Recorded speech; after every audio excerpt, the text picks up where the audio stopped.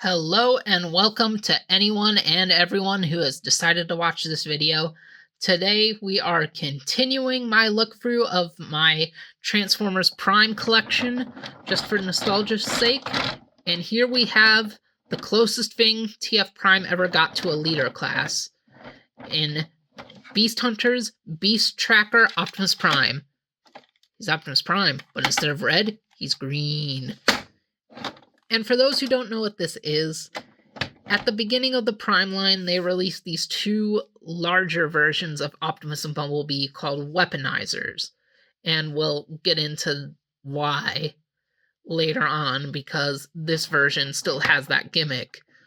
But the Bumblebee also got a repaint based off his Season 3 look, where he was black instead of yellow, and they gutted his Weaponizer gimmick in favor of a sound box to have a talking Bumblebee because he got his voice back at the end of the series.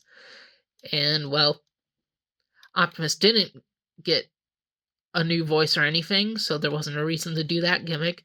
And also, Optimus had a completely new body in Season 3, so if they wanted to reissue this toy, they had to do something else. So they decided to make it green, and I have no clue why they did it. But I love it. I love that they did this. I just love random character variants like this. And this was one of the last times Transformers ever did it. Because, I mean, the sequel show to Prime got some. But with the exception of putting Drift in his IDW colors of white and red, all of those repaints actually happened in the show. Actually, no, they didn't. Gray Sideswipe never happened in the show, and I guess Bumblebee never regained his black paint job in that show either, so you know what? No, I don't know what I'm talking about. A lot of those repaints never happened in the show, but some of them did.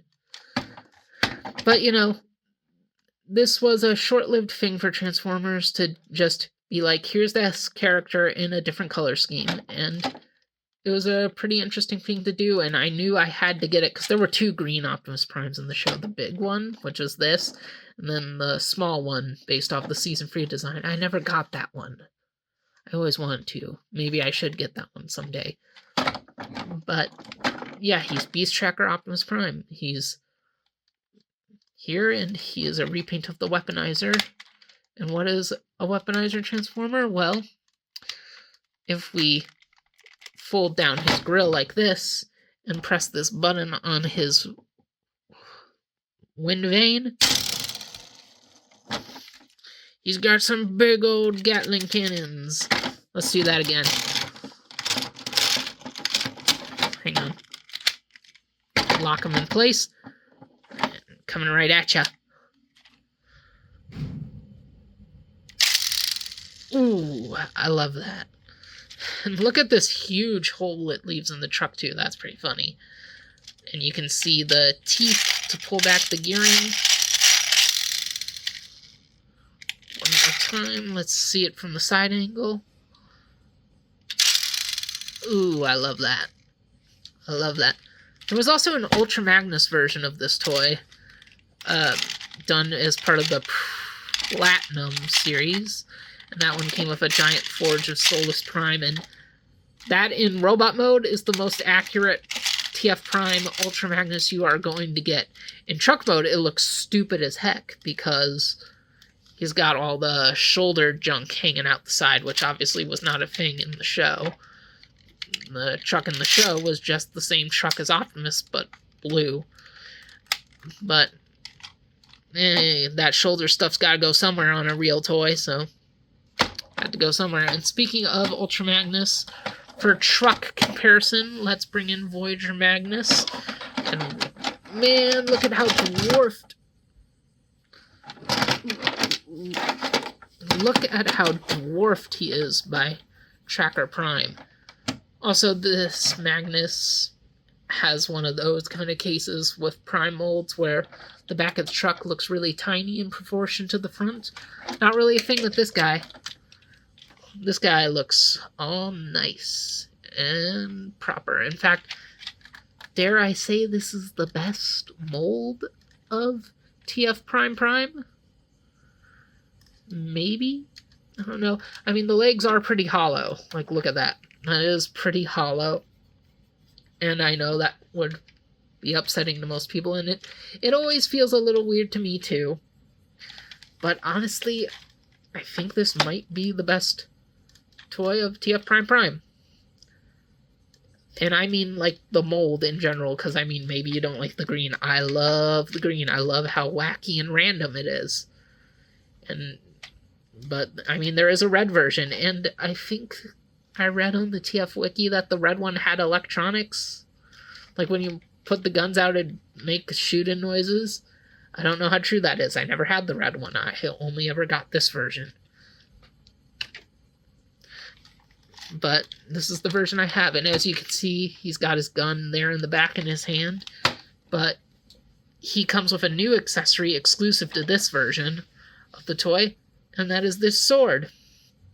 This Beast Hunter's sword that is only in the toy line and never a sword he had in the show, because I know that really, really big, super gimmicky version of Season Free Optimus that had like the spinny dial thing on it came with this same sword, but bigger and scaled up for that figure. And I really like this sword design just because it's got that Beast Hunter's insanity with all the teeth on the back, and also the fact that it's just a big old meat cleaver. You can just have him chopping up stuff in a deli. Or you can put it in his robot hand and have it flying on the back of the truck like some crazy war banner, which is very fun. Very fun. But we also have more than a truck, because this is a Transformer. We also have a robot to get to. And I really like how simple this transformation is. And I just find it so interesting how we were able to get such a screen-accurate version of the character with such a simple transformation, since those TF Prime designs, I mean, they were very influenced from the movies, and the movies, especially around the Revenge of the Fallen time, were getting pretty complicated toy-wise. And they were admittedly post Dark of the Moon when they started doing Transformers Prime, and Dark of the Moon simplified everything as a response to criticism of the Revenge of the Fallen stuff being a little too complex for the kiddos. But, you know, I'm always surprised how easy they were able to do TF Prime's toys, especially because those transformations honestly seemed even more impossible when you watch them transform in the show compared to the movie Transformers, where it's like, yeah, they got a lot of small parts moving, but you're really able to tell what from the car is going where. And, you know, it just shows that the engineering team really knew what they were doing around this period. If only Transformers Prime had a little bit more thought into gimmicks and stuff, though, because, you know, it needed it. It's part of the reason why Prime went away. It's been just flat out stated by the people that worked on it. Transformers Prime didn't have enough appeal. It was just another Transformers series. That's why it failed. But anyway, we got robot mode here, and it is definitely how Optimus looked in TF Prime, except we can see some more techno-greeble here in his windows. I'm gonna go handheld for a second here, because his windows are translucent, and we can also see inside the emptiness of his chest. Where's the Matrix, Optimus? Does Hot Rod have it? Does the superior Autobot leader have it? And also, I think that's where the electronics would be on the original, too, in the chest. And now that I'm thinking about it, I think his eyes might light up, too. And he's got his handgun here. Oh, hang on. He's got his handgun here, and he can just shoot that around.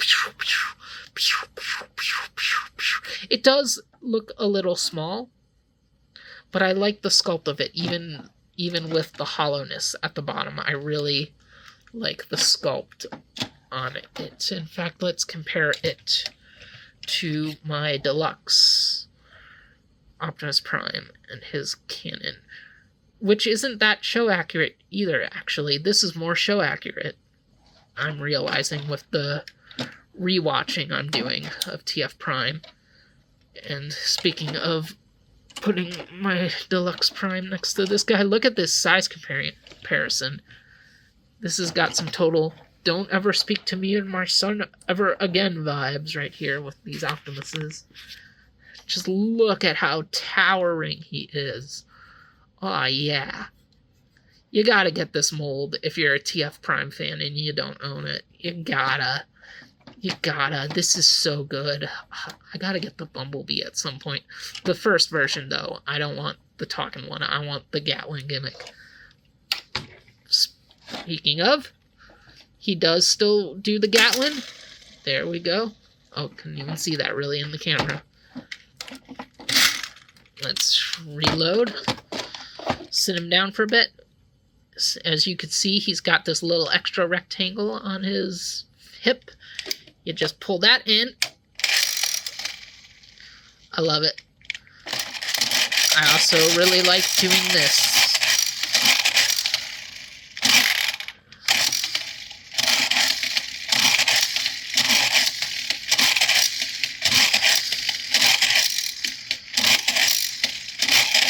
Very fun.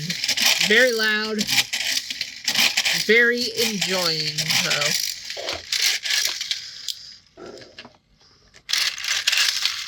Come on. How can you not love it? It is simple, but effective. And I'm very upset they only ever did 2 of these. I really was hoping when they announced these, when I saw the commercials for those original molds, back when the line first started, that we would get more. I was like, okay, they're doing Optimus and Bumblebee for the Autobots, of course, but they've got to do Decepticon versions. They got to do Megatron and Knockout, right? Because, like, you got Optimus, you got to do a Megatron to go with him, and then we did Bumblebee, so we got to do Knockout, because Knockout's that cool new sports car Decepticon that we have in Transformers Prime. And then not only did they not make those toys, Season 2 happened, and they decided they didn't want Knockout to be cool anymore, so they ruined him. And also, of course, he's still got the meat cleaver, so you can put that in his hand, and oh boy, does he look cool weirder than that. This is an Optimus who's ready to destroy. He's gonna track down those beasts and take them all on. This is an Optimus that lives up to the name, Beast Hunters. And he is too big. He's not fitting in the screen. Ooh. There we go. Ah, awesome. Come on, this is just great. There's not really that much more to say, so I guess I'll just stop rambling on. This has been a look back at the good old Transformers Prime, Beast Hunters, Beast Tracker, Optimus Prime. Easily the best TF Prime toy. And thanks for watching. See you guys around. Great. I messed up. My little ending catchphrase. We're not doing a double take, though. We're not retaking it. We're just gonna go on. Thank you all for watching, and see you guys around. Hey y'all, it's your Rad Man Blaster here to let you know that this channel is where you want to go for some cool vids. You dig? And if you do, then you should subscribe so you can know the latest going on. Catch you on the flip side.